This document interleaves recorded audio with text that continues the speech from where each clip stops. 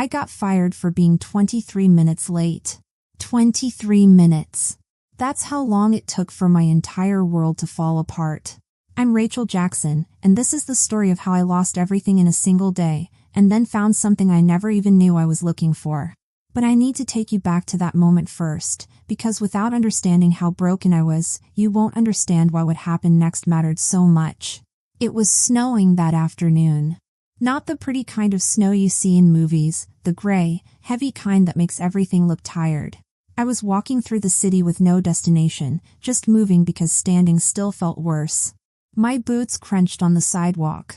People rushed past me with their coffees and their phones, heading somewhere important. Heading to jobs they still had. I found a bench outside a closed cafe and just sat down. My breath came out in little clouds, and I stared at my gloved hands like they belonged to someone else. That morning, I'd still had a job.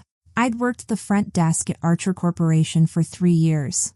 It wasn't glamorous, but it was mine. It paid for my mom's medication. It kept the lights on. But that morning, my mom had collapsed. Her blood sugar dropped so low she couldn't even stand. I'd been up since dawn, giving her insulin, heating soup, waiting for the nurse who never showed up. By the time I finally got her stable and made it to work, I was 23 minutes late. Mr. Brennan was waiting for me at the entrance. "Rachel, we need reliability," he said. His voice was flat. Professional. "This is the 3rd time. I had to care for my mom," I told him. My hands were shaking. She collapsed. "I'm so sorry." "I'm sorry too," he said, though his face said he wasn't. "But this is a business." Just like that. Done. So there I was on that bench, trying to figure out how I was going to pay for mom's insulin next month, how I was going to keep our apartment, how I was going to survive. I whispered to myself, to no one, I'm trying so hard. And that's when I saw them. On the other side of the bench, huddled under the cafe's awning, was a man and a little girl. He had his coat wrapped around both of them, trying to shield her from the cold, but it wasn't enough. Not even close. The girl looked about 4 years old, with dark curls stuck to her face and pink cheeks. She was pressed into his side, and when she looked up, our eyes met for just a second. Something inside my chest tightened. They had no bags. No stroller. No sign they were waiting for anyone. They were just sitting there, trying to survive the cold, the same way I was trying to survive everything else. I looked away fast. My heart was pounding. You don't know them. What if they're dangerous? You just lost your job. You have nothing to give. But then I heard my mom's voice in my head, clear as day. It was something she'd said to me years ago, back when I'd dropped out of Columbia to take care of her. If you can still help someone when you have nothing left, then that's when it means the most. I stood up before I could talk myself out of it. Snow crunched under my boots as I walked over to them. The man looked up. His eyes were tired but kind. Not threatening. Just exhausted. "Hi," I said. My voice came out quieter than I meant it to. "I have a small apartment nearby. It's warm. I made soup earlier. If you need a place tonight." I trailed off. What was I even doing? The man blinked. He looked down at his daughter, then back at me. For a long moment, he didn't say anything. Then, softly, "Are you sure?" I nodded. "Yes." He let out a breath I don't think he knew he'd been holding. "Thank you. Truly. We're grateful." I crouched down to look at the little girl. "Hi there. I'm Rachel. What's your name?" She pressed herself into her dad's coat, then whispered, "Maya." I smiled at her, my first real smile all day. "Hi, Maya. Let's get you warm, okay?" The man stood up carefully, fixing Maya's coat. "I'm Liam," he said. "We won't stay long. Just a night." I nodded and started leading them through the snow toward my apartment. My chest still ached from everything that had happened, but underneath all that weight, something small and warm flickered to life. Hope. My apartment was small. 1 bedroom, a tiny kitchen, a couch that sagged in the middle. But it was warm, and it smelled like the garlic and thyme soup I'd made that morning, back when I'd still had hope for the day. The walls were covered with photos of me and my mom. Books lined the shelves. It wasn't much, but it was ours. Liam helped Maya out of her damp coat and shoes. Her socks were mismatched and worn so thin I could almost see through them. I grabbed a dry pair from my drawer and handed them over. "Thank you," Liam said quietly. "You can rest on the couch," I told them. "I'll warm up the soup." While I moved around the kitchen, I noticed Liam looking around the apartment. Not in a creepy way, more like he was taking it in. Then he crouched down by one of my cabinets and gently adjusted a loose hinge until it stopped squeaking. I looked over. "You didn't have to do that." He gave me a small smile. "Old habit. Fixing things keeps my hands busy." I raised an eyebrow but didn't push it. Maya appeared in the kitchen doorway wearing one of my oversized sweaters. It hung down to her knees. She looked up at me with big eyes and said, "It smells like a restaurant." I couldn't help but smile. "It's just vegetable and barley, but thank you." She giggled and went back to the couch. I set 3 bowls on my small table and ladled out the soup, adding a slice of bread to each. We all sat down together. Maya ate quietly, watching me and her dad with curious eyes. Liam took a spoonful and nodded. "This is good. Cooking's cheaper than therapy," I said with a small smile. Liam actually laughed at that. It was quiet, but real. After a moment, I asked, "So, what do you do for work?" Liam stirred his soup, not looking at me. "I took some time off, still figuring things out." I understood that tone. I knew that weight. So I didn't press. "I was supposed to go to Columbia," I offered. "Full ride for journalism. Then Mom got sick. I stayed. Worked the front desk instead." Liam looked at me then, and there was something in his eyes. Admiration, maybe. "That's not nothing. You chose someone over yourself." I blinked. It had been a long time since someone said something kind to me without pity attached to it. "What about you?" I asked gently. Liam was quiet for a moment. "I lost someone. After that, I wasn't sure who I was anymore." I nodded. "Yeah, I get that." After dinner, Maya asked if she could draw. I pulled out a box of craft supplies from the closet and set it on the rug. She settled down and started humming softly to herself. Liam stood to gather the dishes. I tried to stop him, but he insisted.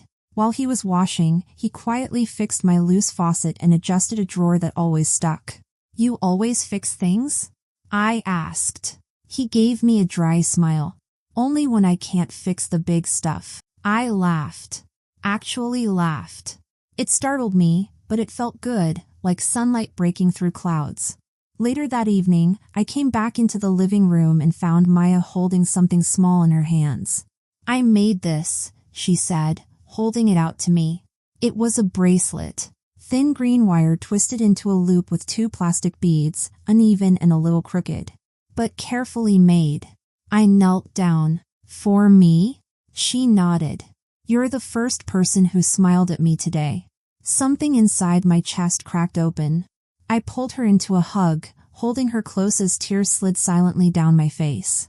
For the first time in so long, I felt seen. Not because I could fix something or because I was useful. Just because I'd been kind. Liam was watching from the couch. When our eyes met, he gave me a small, honest smile. That night, after Maya fell asleep under a borrowed quilt, I sat quietly on the floor, turning the bracelet over in my hands. It was crooked and awkward and absolutely perfect. The ugliest piece of jewelry I'd ever seen, and the most beautiful gift I'd ever received. I slipped it onto my wrist and didn't take it off. The apartment was too quiet the next morning. I woke up slowly, blinking at the pale sunlight coming through the curtains. I expected to hear Maya's soft footsteps or Liam's low voice. But there was nothing. Just silence. I sat up fast and looked toward the living room.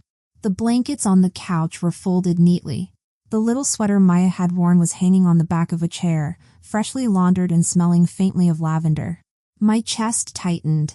I got up and walked into the kitchen. The pot from the soup had been washed and dried. The sink was spotless. Everything was clean in that specific way that happens when someone's about to leave and wants to say thank you without saying it out loud. Then I saw it. On the small table near the window, there was a white handkerchief folded with perfect corners. On top of it was a piece of paper, folded in half. I picked it up with trembling fingers. The handwriting was strong and elegant. Thank you, L. That was it. No phone number. No last name. Just a quiet thank you from a man who'd taken nothing except shelter for one night. I pressed the paper to my chest for a moment, then unfolded the handkerchief. Inside was a drawing. Bold crayon strokes showed a woman with long yellow hair, smiling, holding something green and round in her hand. The bracelet. I recognized myself instantly. Maya had drawn me standing under a sky full of stars, and on either side of me were a tall man and a tiny girl. All three of us were holding hands. I sank into the chair slowly. Tears came before I could stop them. It had only been one night. A few bowls of soup. A couch to sleep on. But it had mattered. It had mattered enough for Maya to leave me this. I wiped my eyes and looked up at the refrigerator. After a moment, I stood and grabbed the wire bracelet from the coffee table. The green wire caught the morning light. I pinned the bracelet next to the drawing on the fridge, securing them both with a single magnet. I stepped back and looked at it. The strange, clumsy wire circle and the joyful drawing of me as someone warm.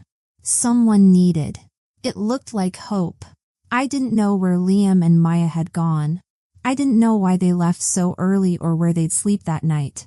But I knew this. They had seen me. Not as the woman who got fired. Not as the daughter always scrambling. They'd seen me as someone who mattered. And my small kitchen, with its chipped tile and second-hand chairs, felt like something sacred. I sat back down and wrapped my hands around a mug of coffee I didn't even remember pouring. The seat across from me was empty, but it didn't feel like loss. It felt like the beginning of something I couldn't name yet. The next few days were brutal.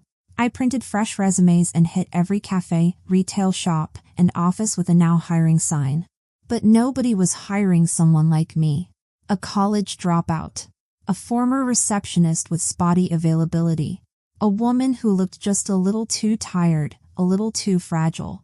At one office downtown, a woman in heels scanned my application for maybe 5 seconds before looking up. Honestly, she said without any empathy in her voice, you seem too soft for this environment.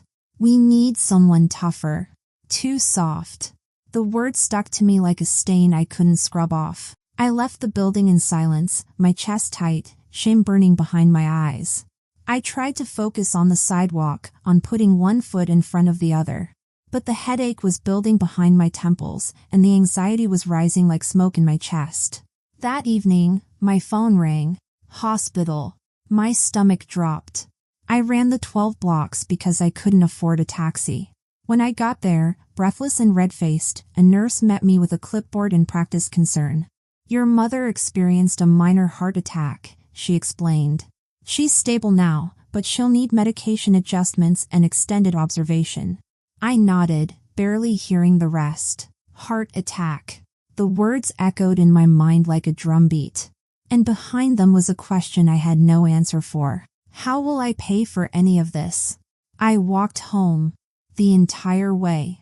Arms wrapped around myself against the biting wind, ignoring the dull ache in my calves and the sting of tears I refused to let fall on the sidewalk. When I finally got back to the apartment and shut the door behind me, the silence wrapped around me like fog. I dropped my purse and moved toward the kitchen, numb. My eyes landed on the refrigerator. The drawing was still there, crooked under the magnet. Next to it, the bracelet. That absurd little thing with its misshapen wire and uneven beads. I stared at it.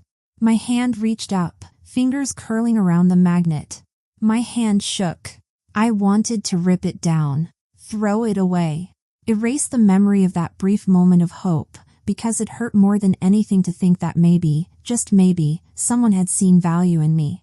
And yet here I was, more broken than ever. My hand hovered there. The magnet loosened slightly. Then my eyes drifted to the crayon drawing. A woman with yellow hair smiling under stars, holding hands with a little girl. You're the first person who smiled at me today. My hand dropped. I let the magnet fall back into place and sank to the floor, my back pressed against the cabinets. Knees pulled up to my chest. Arms wrapped tight. And then I cried. Not polite tears.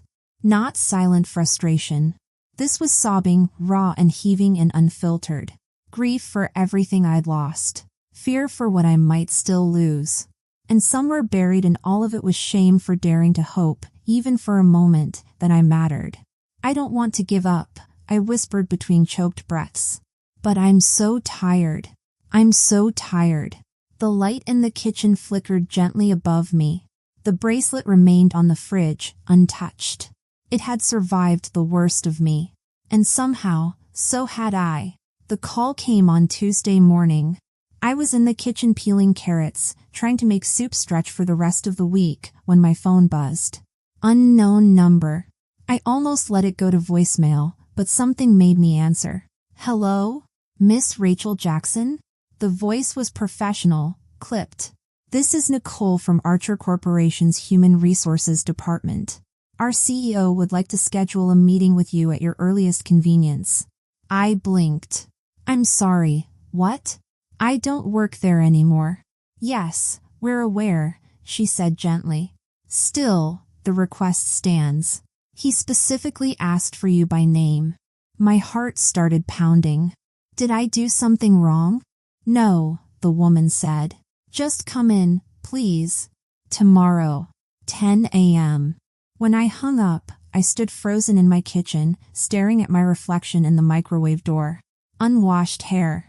Dark circles. An apron stained with broth. Why would a CEO want to see me? I whispered. The next morning, I dressed in my cleanest outfit, black slacks and a blouse I'd ironed the night before. My nerves buzzed under my skin the whole subway ride.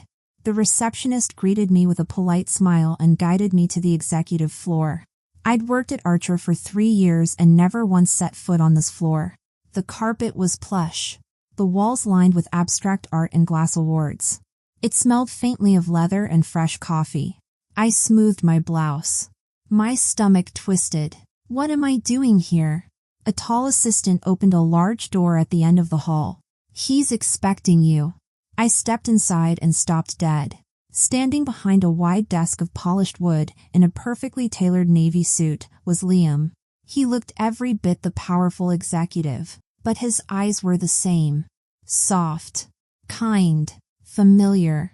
My breath caught. Liam? Before he could answer, a small voice shrieked joyfully. Rachel!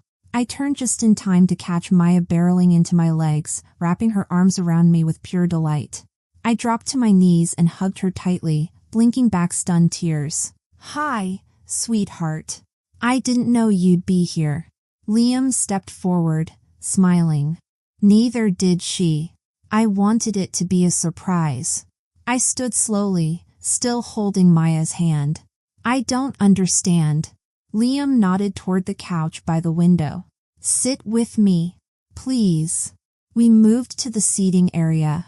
Maya climbed up beside me and rested her head against my arm like she'd never left. Liam sat across from us. I owe you an explanation, he said. And probably a lot more. I could only stare. I bought Archer 2 weeks ago, he said simply. I've been in talks for months, but the deal closed recently. I'm the new CEO. I blinked. You're what? He gave a half smile. I took a break from the business world after my wife passed. That night you found us, Maya and I had just been turned away from temporary housing. No heat. No plan. I was at my lowest. My throat tightened. You didn't know who I was, Liam continued. You just helped. No questions. No expectations. That kind of kindness, he paused. It reminded me who I wanted to be. My heart was pounding. I wanted to thank you properly, Liam said quietly. But more than that, I wanted to offer you something better. I stared at him, trying to process it all. He leaned forward slightly. Would you consider coming back? Not to your old job, to something more meaningful. I opened my mouth, but no words came. All I could do was look down at Maya, who was tracing little circles on my arm and smiling like this was the most normal thing in the world. And somehow, in that impossible moment, everything began to make sense. Liam leaned forward, resting his elbows on his knees. My wife's name was Catherine, he began.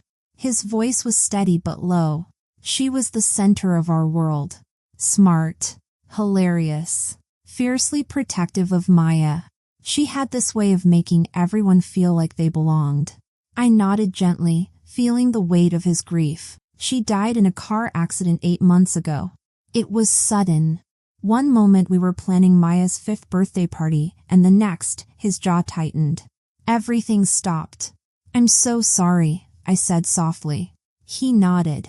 After the funeral, I tried to go back to work, to lead, to pretend things could be normal. But I couldn't. I'd walk into boardrooms and feel like a stranger in my own life. He glanced at Maya, who was quietly flipping through a picture book. So I stepped away. Took Maya with me. We stayed in rentals, visited places Catherine always wanted us to see. I wasn't running, exactly. I just didn't know who I was without her. My heart ached for him. That night, we were supposed to check into a short-term apartment, he continued. Something went wrong with the booking. By the time I realized we had nowhere to go, it was already snowing. Everything was full or too far. We ended up outside that cafe, waiting, hoping I could figure something out before Maya froze. He looked at me now, directly.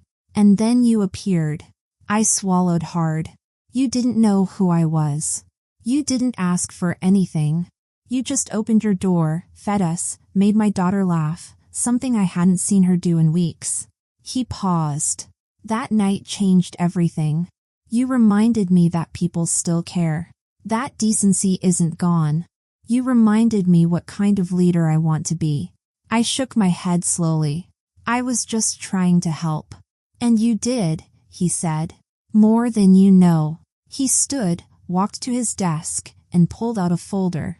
Inside was a formal letter. A job offer.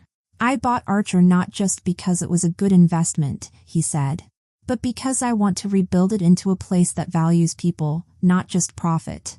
And I want someone beside me who understands what that really means. I looked down at the offer. It was more money than I'd ever made. A title I'd never imagined for myself. I don't know if I'm qualified, I said quietly. I didn't finish college. I was a receptionist. Liam smiled gently. Rachel, I don't need another person with a polished resume. I need someone with heart. Someone who shows up. Someone who opens doors for strangers in the snow. I blinked back tears. I saw your strength when you thought no one was watching, he said. I believe in that version of you. And I hope you will too. I stared at the paper, then at the man who'd once fixed my kitchen drawer without saying a word. Maybe this wasn't the end of something. Maybe this was where everything finally began. The promotion was real. Head of Employee Wellness and Community Outreach. I threw myself into the work with everything I had. I created programs for staff dealing with illness, childcare, burnout. I listened to stories. I remembered names. But kindness doesn't shield you from judgment. The whispers started in the break room. She was just a receptionist, right? I heard she didn't even finish college. Let's be real. Nobody gets promoted that fast unless something's going on with the boss. I pretended not to hear. I smiled through it. Refilled my coffee. Nodded politely. Until one afternoon, I walked past the copier and heard a man mutter, I guess saving a CEO from the cold gets you more than a thank you these days. I made it to my office before the tears fell. Behind the closed door, I sank into my chair and covered my face. They think I'm a fraud. They think I don't deserve this. Maybe they're right. A soft knock startled me. Yes? Liam opened the door slowly. His eyes fell on my tear-streaked face. He didn't say anything. He just crossed the room, crouched beside my chair, and took my hand. Come with me, he said gently. That weekend, we took Maya to the park. I pushed her on the swings, laughing as she squealed with delight. We flew a bright red kite under the pale blue sky. Maya insisted on drawing all three of us in chalk on the sidewalk, Daddy, Rachel, and me holding hands. We bought ice cream from a vendor cart and sat on a bench, watching Maya chase pigeons. She doesn't see the rumors, Liam said at last. She only sees who you are to her. I looked down. But the others do. They see you, Liam said. But they don't know your story. He paused. Maybe it's time they did. That Monday, Liam sent out a company-wide invitation. Town hall meeting. Thursday, 4 p.m. The entire staff gathered in the auditorium. The air buzzed with curiosity. Side glances. Eye rolls. Liam stood at the podium, not in a suit, but in a soft sweater and slacks. He looked more like a man than a CEO. He began without a script. Many of you know Rachel Jackson, he said calmly. Some of you have worked beside her. But I want you to know who she was before that. He told them about the snowstorm. About a woman with tired eyes and gentle hands who opened her door to a man and a little girl with nowhere to go. Who asked no questions. Who expected nothing in return. She didn't know who I was, Liam said. She only knew we were cold and scared and alone. And she gave us warmth, food, and dignity. He reached into his pocket and pulled out something small. A wire bracelet. Green and uneven, with 2 plastic beads hanging crooked from one side. This, he said, holding it up, was a gift from my daughter to Rachel that night. She called it her thank you bracelet. He looked at it for a long moment. I've kept it because without this bracelet, I wouldn't be here. Without Rachel, this company wouldn't be what it's becoming. She reminded me that leadership isn't about power. It's about heart. Silence fell over the room. Then, slowly, someone started clapping. One pair of hands. Then another. Until the room echoed with it. I sat in the front row, tears slipping down my cheeks. Not from pain this time. From release. I had been seen. Truly seen. And finally, I had been believed. The weeks after the town hall brought a quiet shift. People stopped avoiding eye contact. They smiled. Confided in me. Trusted me, not because of my title, but because they sensed I understood. I launched community drives, childcare assistance, support groups. Slowly, the walls between titles and people began to crumble. At home, life bloomed again. My mother laughed over card games and old movies. The wellness program covered her treatments. For the first time in years, I wasn't just surviving. I was living. And then there was Maya. Weekends became our tradition. Rachel, Liam, and Maya hiking golden trails, baking with too much flour, camping beneath stars. Maya insisted on adding sprinkles to everything, even scrambled eggs. One afternoon, she ran in clutching a crayon drawing. Look! It's us, she beamed. 3 stick figures. One in a tie. One in a dress. A child between them. Dad, Mom Rachel, and me, it read. My throat tightened. Later that evening, as we read by the fireplace, Maya leaned against me. I asked God to send someone like you, she whispered. I blinked. You did? She nodded. And I think he heard me. I glanced at Liam. Our eyes met. We said nothing. But everything was understood. The company's annual gala arrived in early spring. The grand ballroom was filled with employees, investors, partners, crystal chandeliers, live music, laughter. I stood near the back, nervous in a simple navy dress. Liam took the stage for his closing remarks. He thanked everyone, spoke about the company's growth, then paused. Before we end tonight, he said, I need to say something personal. The room quieted. He looked directly at me. Rachel Jackson changed my life, and my daughter's, on a night when we had nowhere else to go. Then, to everyone's surprise, he stepped down from the stage and walked toward me. The crowd parted. He stopped in front of me and dropped to one knee. Gasps rippled through the room. From his pocket, he pulled a small box with a sapphire ring. "Rachel Jackson," he said, his voice thick with emotion. "You were our light, our hope. Will you be our forever home?" Tears streamed down my face. Maya ran from the side of the room and wrapped her arms around me. "Is this our family now?" she asked. I knelt beside her, kissed her cheek, and turned to Liam. "Yes," I whispered. 1,000 times yes. Cheers erupted. Confetti floated like snow. Their spring wedding was small and perfect. By a quiet lake under soft sun and swaying trees. No gold. No excess.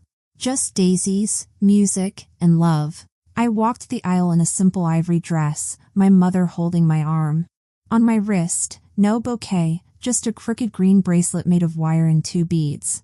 During the vows, Maya sat between us, holding both our hands. After the kiss, she grinned up at us. We did it.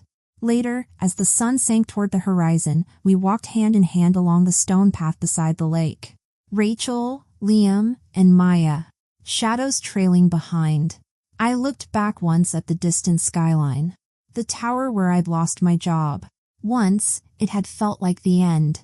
Now it was simply where everything had begun. Thanks for listening, and if you liked this story, share it with others, and don't forget to comment and subscribe for more stories about second chances, kindness, and the unexpected ways life can change when we open our hearts. Sometimes the smallest act of kindness becomes the biggest turning point in someone's life.